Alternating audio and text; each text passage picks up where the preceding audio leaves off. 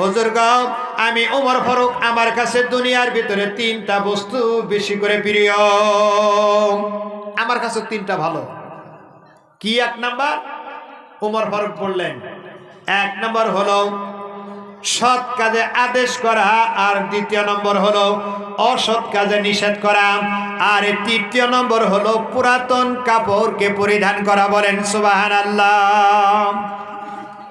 সৎ কাজের আদেশ এক নাম্বার, অসৎ কাজের নিষেধ দুই নাম্বার, তিন নম্বর হলো পুরাতন কাপড় পরিধান করা। এটা হলো তিন নাম্বার। আর তিনি সৎ কাজ আদেশ করতে গিয়ে শয়তান তিনাকে দেখে রাস্তা থেকে পলায়ন করেছে। আজকাল বর্তমান জামানায় হযরত ওমর ফারুকের দরকার ছিল। আজকে যেটা এক ধরনের যুবক, যেটা চুল কাটার যেটা ক্যাপাসিটি, যেটা ঢং, আজকের এই সমাজে, এই এলাকা না, সারা বিশ্ব জগতেই ধরেন সে, বা আমাদের এলাকার কথাই কই, আমাদের এই বিশেষ এলাকার যত যুবক পোলাপান আছে, স্কুলে পড়ায় কিংবা তো খেতে পাতে কাম করা, যেটা চুলে মাথার যেটা ছাটনি, যদি ওমর ফারুক থাকতো তাহলে সিধা হয়ে যেত। হয়তো না? হয়তো থাকতো না। শুধু তাই নয়, আমি একটা টাইমে ভাবতাম, সত্য কথা বলি, কিছুদিন আগে, বহুদিন আগে সোনাবালি ওই মহাজন ঘরের ওই পুরান কাপড়ের দোকানে আমি সদা সর্বদাই বসে থাকতাম। বাজার করার পরে দুইটা যুবক লং প্যান্ট পিনটা পরিধান করে আমার সম্মুখে বসল, আর সিধাই আঠু বরাবর ওখানে আমি সিরা দেখলাম, মানে এখানে সিরা। আমি ধারণা করলাম যে সম্ভবত এটা আসলেই ছিঁড়ছে কিবা। পরে আমি তাকে বললাম যে তোমার আর নতুন কাপড় নাই, আর এটা তুমি খুইলা এটা লুঙ্গি পরিধান করে এটা তুমি একটু তুলে নিলে একটু ভালো হইতো। তখন তার সাথে যে আরেকজন হাসা শুরু করলো, কয় যে হুজুর তো দুনিয়ার বাবা, কিছু বোঝা না তো, এটা দিশা পায় না। আমি বলছি কে দিশা পায় না? তোমার কাপড় দিশা পায় না, তোমার চিরা কাপড়। সোনাবালি ভাই কয় যে আপনি কারে কি করেন? কয় যে চিরা কাপড়। আমি বলে দিশা পায় না। কয় যে আপনি আসলেই দিশা পান না। আমি একটু আশ্চর্য হইলাম। সোনামালি ভাবলো কি যে না, একটু মেজাজ গরম গরম দেখি। কয়ে রাখেন 2 মিনিট। এই 2 মিনিটের কথা কইয়া উপরে খাড়াইলো থেকে এই উপরের থেকে গ্যালারির থেকে একটা কাঠন নামাইলো। কাঠন নামাই হেরে কাঠনটা খুললো, খুইলা হেরে তারপর লকডাউনটা আমার সামনে বিছিয়ে দিল। আর নতুন গুলো একই সাইজের সব ছিঁড়া। পকেটের তো হিসাবই নাই। পকেটের হিসাব আছে কি? নাই, পকেটের হিসাব নাই। ভাই মহতরম, দোস্ত বুজুর্গ, সৎ কাজে আদেশ করা। আজ আমি শিক্ষক, সাধারণ একজন শিক্ষক। এই কিছুদিন আগে আমার স্কুলে কয়েকজন পোলাপানের মানে ঝুটি ধরে ধরে অফিসে নিয়ে এলাম। তারপরে হয়তো কাগজ কাটা কেসি আছে, কেসি ধরছি। তার মধ্যে আরো সহকারী কয়েকজন শিক্ষক আছে, মানে আর ই করবো দিল যে না, একটা অন্য ধরনের একটা নিব, রূপ নিব। তার মধ্যে পোলাপানটা সবার স্বীকার করে দিল যে তোমরা আগামীকাল কাইটা আসবা, নচিত আমরা শিক্ষক রেখে আনবো। স্বীকার করলো ঠিক। 2-4 দিন গেল। আজকে আবার পরীক্ষা শুরু হয়েছে জুমার নামাজের পরে। ক্লাস 10-এ ডিউটি আছে, ডিউটিতে ঢুকছি। আল্লাহ রহম, সে টুপারি আবার হাজে আছে। হে টুপারি এর একবার এগুলা কিছু নাই, চামড়া পর্যন্ত বেরিয়েছে, এনে আতি দেয়। সৎ কাজে আদেশ দেওয়া। হযরত ওমর ফারুক যদি থাকতেন তাহলে এই যুবকের এই অবস্থা কোনোদিন থাকতো না। থাকতো কি? সৎ কাজে আদেশ দেওয়াটা ইসলামের ভিতরে বড় একটি কাজ। চাহে মানুক চাহে না মানুক, কিন্তু এটা আমাদের কথা, চাহে মানুক চাহে না মানুক, সৎ কাজে আদেশ দিতে হয়। কিন্তু এই কথাটা এরা ধরা কথাটা ওমর ফারুকের ছিল না। ছিল কি? ওমর ফারুকের ছিল না। অসৎ কাজে নিষেধ, এই নিষেধ প্রদান করতেন, আর পুরাতন কাপড় তিনি পরিধান করতেন। পুরাতন কাপড় পরিধান করতেন। আর তিনার যেটা চলন ফিরন, আর তিনার যেটা ইনসাফ, সেই ইনসাফের কথা শুনলে তো মাথা ঘুরে যায়। ওমর ফারুক তিনি খেলাফতি থাকার সময় অন্য রাষ্ট্রের থেকে ইনাকে দেখার জন্য কিছুগুলো মিনিস্টার মন্ত্রী সন্ত্রী ওনাকে দেখার জন্য আবদার করল। তিনি একটা গোলাম নিয়ে সোয়ারির উপরে সোয়ার হয়ে গেলেন, আর রশি টাইনে টাইনে মাপ দে রশি মাপ দেবে 3 কিলোমিটার মাপ দে তার মধ্যে লেগামেট ধরে ধরে গেলেন।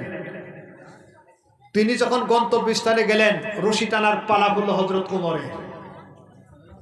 আর ওই দেশের মানুষগুলা তারা উমর ফারুক যে জানোয়ারের পিঠে আছে সওয়ার হয়েছে, তিনারা ধারণা করছেন ইনি হলেন আমিরুল মুমিনিন। ওনার উপরে যারা স্বাগতম জানালেন, তখন উনি বললেন যে না, আমি উমর ফারুক না, উমর ফারুক হলেন রশি টানা, আমি হলাম তার গোলাম। এটা কেন? উনি খেলাফতি লাভ করেছেন, উনি কেন রশি টানবে? উনি থাকবে সোয়ারের ওপরে, তিনি কেন রশি টানার পালা নিলেন? ওমর ফারুক বললেন পালা করে নিয়েছি, 3 কিলোমিটার মাপে মেপে পালা করে নিয়েছি। এখন এই মিটিংয়ের স্থলে আমার সেই ভাগে পড়েছে, আমার উটানা ভাগে পড়েছে রশি টানার, আমি রশি টেনে নিয়েছি। কিন্তু আমি যদি বেইনসাফি করি, কিয়ামতের দিন আল্লাহর হিসাবের নিকটে আমি ধরা পড়ে যাব, এই জন্য আমি পালা করেছি। তাহলে ওমর ফারুক কত ধরনের ন্যায়নিষ্ঠ একজন মানুষ ছিলেন। আজ যদি উনি বেঁচে থাকতেন আর ওমর ফারুকের মতন যদি মানুষ থাকতো, তাহলে এই সমাজের এই অবস্থা কোনোদিন হতো না।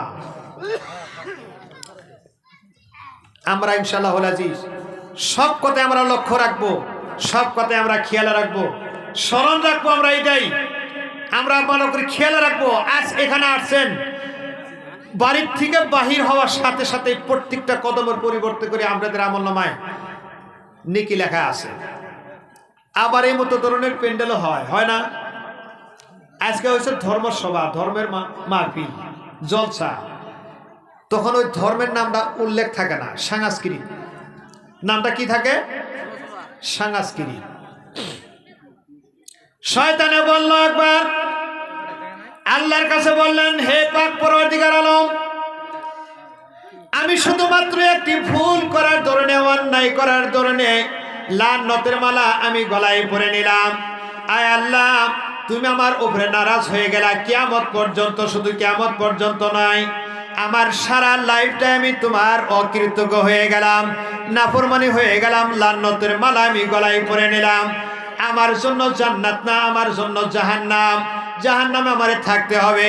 মাবুদ গো, তোমার আদম সন্তান, আদমের আওলাদটা তোমার সৃষ্টির জমিনের উপরে তারা বসবাস করবে, ঘর বানাবে, অট্টালিকা বানাবে, দালান কোঠা করবে, খেতিবাতি করবে, সব বাগান ফসল সব কিছু করবে। মাবুদ গো, আমি কোথায় থাকবো? আমার বাসাবাড়ি কোথায়? এই জমিনে তো তোমার কুদরতি জমিনের উপরে আদমের আওলাদ থাকবো, আমি থাকবো কোথায়? আমি তো তোমার নাফরমানি, অকৃতজ্ঞ, আমি অকৃতজ্ঞ, আমি তোমার দুশ্মন। আল্লাহ এই দুশ্মনের জন্য আদমের জন্য দুনিয়া রাখলাম, আদমের জন্য ভূপৃষ্ঠের মাটির উপরে তুমি রিজার্ভ করে দিলাম। মাবুদ গো, আমি কোথায় থাকবো? আমি কোথায় বসবাস করবো? আমার জন্য কি জায়গা দিবে না? আল্লাহ বলবেন, ওরে শয়তান, তোর জন্য জায়গা আমি প্রস্তুতি করে রেখে দিয়েছি। আমার জায়গাটা কোথায়? আমার ফিল কোথায়? আমি কোন জায়গায় বসবাস করবো? আমি থাকবো কোথায়? কথাটা ভালো করে শুনবেন, আমি বিষয় দিতেছি। আল্লাহ বললেন, ওরে শয়তান, তুই শোন, তোর জায়গাটাও এই ভূপৃষ্ঠের জমিনের উপরেই থাকবে। যে মাবুদ গো, তাহলে জায়গাটা আমাকে সিলেকশন করে দাও, আমাকে জায়গাটা তুমি দেখাই দাও, সেখানে আমি থাকবো। আর তোমার আওলাদকে আমি, তোমার আদমের আওলাদকে আমি হরকত দিতে থাকবো, মানুষের পিছনে লেগে থাকবো। তবুও তো আমার একটু আরাম বেরামের কথা আছে, আমার আওলাদেরও তো কথা আছে। আমরা তো এক জায়গায় একটু জমা হবো, কোন জায়গায় জমা হবো? থাকবো কোথায়? আল্লাহ বলে দিলেন, ওরে শয়তান, তো মনে রাখ, যে জায়গায় মানুষে গুনাহ করবে, যে জায়গায় মানুষে আমার নাফরমানি কাজ করবে, আমার নবীর সাথে যে জায়গায় মানুষের দুশ্মনী করবে, কোরআন হাদিসের ঘুর বিরোধী করবে, এই জায়গাটা হলো তোর, এই জায়গাটা হয়তো বসবাস করার স্থান। তাহলে সাংস্কৃতিক সেই ফিল্ডে কি হয়? যেখানে সাংস্কৃতিক যেটা প্যান্ডেল হয় সেই জায়গাটা কি হয়? কোরআন হাদিস মোতাবেক হয় কি? গান বাদ্য বাজান। সেখানে ড্যান্স হয়, সেখানে গান হয়, বাদ্য বাজান হয়। তাহলে ওই মজলিসটা কার? এটা হলো শয়তানের মজলিস। ভাই মহতরম দোস্ত বুজুর্গ, আজ মানুষে আদমে মজলিস তৈরি করেছে, জলসা হাজাইছে। এই কোরআন হাদিস ভাষণ দেওয়া পর্যন্ত এখানে শয়তান নাই। এটা কোরআন হাদিসের প্রমাণ, এখানে শয়তান নাই। কিন্তু ভাই মহতরম দোস্ত বুজুর্গ, শয়তানে কোনোদিন প্যান্ডেল করবে না, শয়তানের কোনো অনুষ্ঠান নাই, শয়তানের কোনো মাহফিল নাই। ভাই মহতরম দোস্ত বুজুর্গ, সাংস্কৃতিক একটি মাহফিল, একটি এরকম প্যান্ডেল সাজানো, একটি প্যান্ডেল সাজাইছে। এটা কে সাজাইছে? আপনার সন্তান, আপনার ভাই, আপনার ভাতিজা, আপনার ছেলে, আপনার নাতিপুতি, তারাই সাজাছে। শয়তানে কোনদিন প্যান্ডেল সাজায় নাই। সাজাইছে কি? যে না, এখানে 100 জনের কমিটি বা 50 জনের সদস্য, তার 25 জন হলো শয়তানের আর 25 জন হলো মানুষের। নাই, আপনার ছেলে, আমার ভাই, আমার ভাস্তে, আমার ভাইগনা এখানে জড়িত। সেক্রেটারি, প্রেসিডেন্ট, মানে সহকারী সেক্রেটারি, ভাইস প্রেসিডেন্ট, তারপর সদস্য, সব আমরাই। শয়তান ফাঁকের থেকে হাসে, হায় রে কি সহজ ব্যাপার, প্যান্ডেল সাজান না ছিল আমার, কিন্তু আদমের আওলাদই সাজায়, আমি একটু ফিরি। এখানে যত দীর্ঘ সময়, একদিন চলক, 2 দিন চলক, 1 সপ্তাহ কার্যসূচি যতদিন পর্যন্ত চলবে, ততদিন পর্যন্ত শয়তানে এখানে বসবাস করবে। আর শয়তানে এখানে মানুষকে হরকত দেবে। আর দেখা যায় গানের ফিল্ডের চারিপাশে যুবকগুলো পেশাব করে, দাঁড়িয়ে দাঁড়িয়ে পেশাব করে, বসে পেশাব করে না। করে কি? দাঁড়ায় দাঁড়ায় পেশাব করে।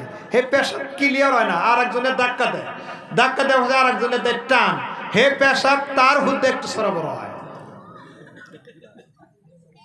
মানে আধা পেশাব কইছে, এই রহ ডাক দিছে, এই কি করস, এই খারাইছিল, হিতার দাঁড়ানে যে পেশাব করে বইছে, কিবা তো জানেই।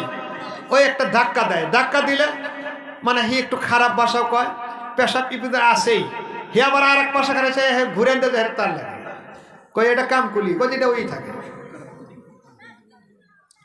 এখানে শয়তান, এটা শয়তানের প্যান্ডেল। এই শয়তানের প্যান্ডেল যায়, যা কিছু মানুষ শয়তান কি করে, এই শয়তানের শিখে মানে অ্যাডভান্স আঙ্গুর মানুষই বেশি করে, বেনসে বেশি করে না। যাই কেনা হোক, আমরা যাতে এগুলা না করি। আমাদের জন্য সাংস্কৃতিক প্যান্ডেল না, আমাদের প্যান্ডেল কি? এই ধর্মের মাহফিল। এটা হলো সৎ কাম, এটা হলো ভালো কাম, এটা হলো নেক কাজ। এই নেক কাজগুলা করবেন। যুবকরা করছেন, যুবকদের উপর আমার ধন্যবাদ, আশীর্বাদ, তাদের উপর একটা দোয়া রাখি। কারো হয়তো পিতা মাতার দুনিয়ায় বেঁচে আছে, কারো হয়তো মারা গেছে।